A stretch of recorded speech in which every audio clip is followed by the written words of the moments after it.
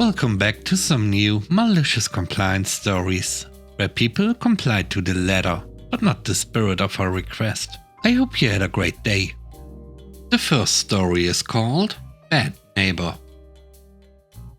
I rented a duplex in my early 20s. My neighbor was a wannabe gangster type and made the mistake of breaking into my vehicle one night. I had a small SUV with a removable soft top, so the neighbor figured it would be easy pickings to just peel back the top and help himself to my stereo, amplifier, CDs and some other stuff. I discovered the break-in early in the morning after it occurred. I knew for certain who the culprit was. We were not in a heavily populated area, and my neighbor was well known for thievery. I waited around for him to leave his place. When the opportunity arose, I went around the back of the house and looked through the bedroom window to find that sure enough, my stuff was sitting right on the floor in there. I instinctively tried the window, and as luck would have it, the sash went right up. I hopped through and quickly surveyed the items lying around. It occurred to me that I could get some excellent revenge here if I played it right. So rather than just recoup my stuff and wind up in a fight over it, I borrowed a marker. I proceeded to write my name on all my stuff, and also a few choice items of his just for good measure. I then climbed back out the window and waited. When he finally came back, I called for some police presence and explained to them how my vehicle got robbed, and I knew it was the neighbor due to seeing through the window. We knocked on his door and I can still remember the look on his face seeing me and the cop standing there. He was not even close to being ready for the encounter, so he was very cooperative given the circumstances. I politely explained that I knew he had broken into my vehicle and I needed him to return my stuff immediately, or I would have to press charges. He went and retrieved my things, and I pointed out my name written on them to the officer. I asked about my other stuff while he looked back puzzled and dumbfounded. I rattled off the other couple of choice items of his that I put my name on earlier. The look on his face while he handed over his stuff to me while the cop was standing there was priceless.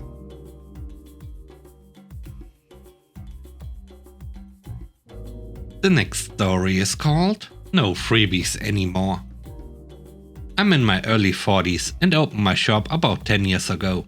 I used to be one of the full-time mechanics, but now entered more of an entrepreneur role, owning more properties and businesses. I still visit the shop every Friday, or randomly to help. I provide free coffee and snacks for everyone, going to Sam's Club for those bulk ship variety boxes. I buy them at the beginning of the month and leave them in the shop.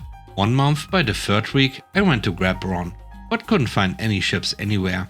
The shop isn't big, like 4 to 5 workers, and I get like 8 boxes a month, and each box has 50 bags in them.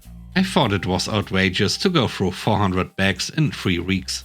The shop is only open 5 days a week, with normal business hours. So I called everyone together for a basic meeting, saying to be mindful of how many bags they are taking. Everyone said they have been only taking 2 or 3, which the math I guess doesn't seem right. But who's bothering to count ships? Me it seems. I let everyone go, then left to buy more again. Then I encountered the same issue the next month, showing off the math, and everyone says the same thing they said last month. I said that I believe someone or people are not being honest with me, and that I don't like that. One day it's ships, and soon it could be more. I left, and this time didn't bring back any ships. The next Friday, at the end of the day, I came back with ships again, which seemed to make everyone excited, since there hadn't been any for a week. Then I announced there would be some changes. I also brought a couple of vending machines with me. No more free ships. No more free water bottles. If you want water, you can get it from the water fountain in the lobby or tap. No more cable. Cheaper free coffee. No more Starbucks pots. Removing my personal tools from the shop. I believe every mechanic should have their own tools and was lenient with them, basically always using my tools and even having to occasionally replace them, even if I wasn't the one who lost it. Everyone was pretty stunned, and one of the mechanics even had to drag his toolbox from home to be able to work properly again in the shop. The chips and drinks aren't that expensive. It's like 50 cents a piece. A box of chips is like 20 bucks. So yeah, this is all over basically a few $100 every year. The third story is called Flirty Coworker. I work in semiconductors. Recently, a younger female employee was moved to my area, and I had to train her. It's a well-known fact at work that this girl is flirty and inappropriate, and she has gotten several men fired and reported just as many to HR. As soon as she was moved to my area, I could see that she was shy with me and a little flirty. As the days went by, she became more and more flirtatious and a very hands-on touchy-feely type. She would even say how cute she thinks I am, etc. I admit that I played back with her, but never in an inappropriate manner. She added me on social media, and we exchanged info as she had expressed interest in hanging out. I guess one weekend, she saw on social media that I had gone to the park one day. When I came back to work the following week, she was acting very odd and angry. Turns out she was upset I never called her. She was acting very immature and overall just crazy. A few weeks later, the same flirty behavior was still going on. I ended up missing a few days of work due to a bad stomach bug. I couldn't eat or drink anything, so I missed some work. After a couple of days being in my bed, I felt well enough to look at my phone. I had a ton of notifications. A few were from her being so angry that I left her on red, and she had tried to get a hold of me multiple times with no success. The following Monday, I got to work, and of course she was angry, but I just ignored her and kept working. Shortly after, the manager came up to me and told me to get my stuff because I was being moved. I figured this had something to do with the girl, but wasn't sure, so I asked. Turns out she told them that I have asked her out repeatedly and she has turned me down every time, and that I've been mean to her ever since she turned me down, and that I refused to help her at work. All very untrue. This was escalated to HR, and soon after I got a call from HR explaining there was an open investigation on me for what the girl had said. I denied all accusations and told them I had no problem sending them screenshots proving this was a lie. So I sent them all the messages with her calling me honey, telling me I'm cute, and 3 days before her complaint, in one of her last messages to me, she had asked me to hang out when we have time off together. The last message I sent to HR was a message from the girl apologizing for slapping me in the face at work twice. She did this in an immature flirting type of way, but I was pretty mad and never said anything, just kept the text. After she made up lies trying to get me fired because I left her on red for too long, I figured HR would like to see a message from a girl who is admitting to assaulting someone at work unprovoked. Needless to say, a couple of weeks after the investigation began, she was fired and all was right in my world again.